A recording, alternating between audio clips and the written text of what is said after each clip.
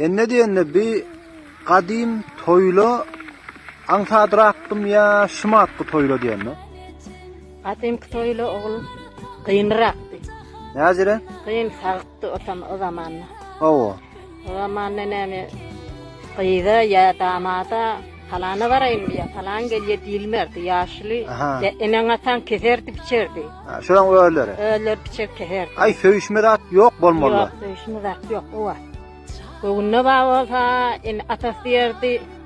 Yolun açık gelivediyer. Owo.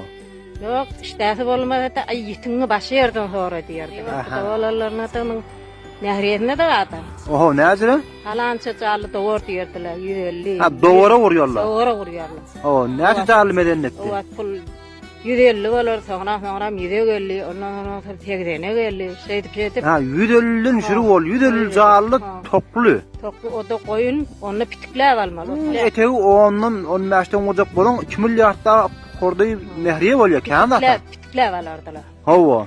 Onşa jere mehriye bolurdu. Owo. Mana homa yana qıyda on peydasy ýokdy. Näzire? Ena ta alardy ölleri terbiýet ederdi, öller ullanardy, daat ederdi. Qypagara mehriye tahriji tak odatly ýokdy da o. Ha qıyda dat ýok. Ýok qyda. Cehizi ahlan. Inni tugele mehne hewre qowy. Owo. Hemme dat şo. Qyda mehriye näpir berýär. Owo.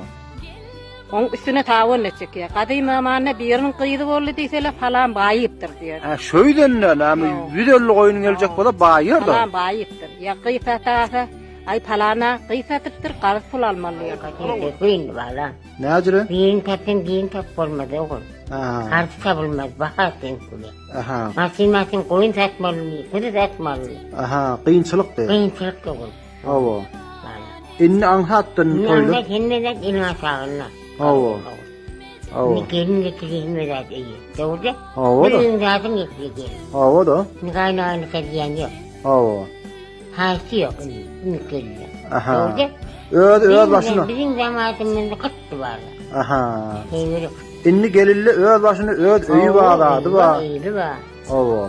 Hem muratlar tekmiljek. Tekmil var. Owo.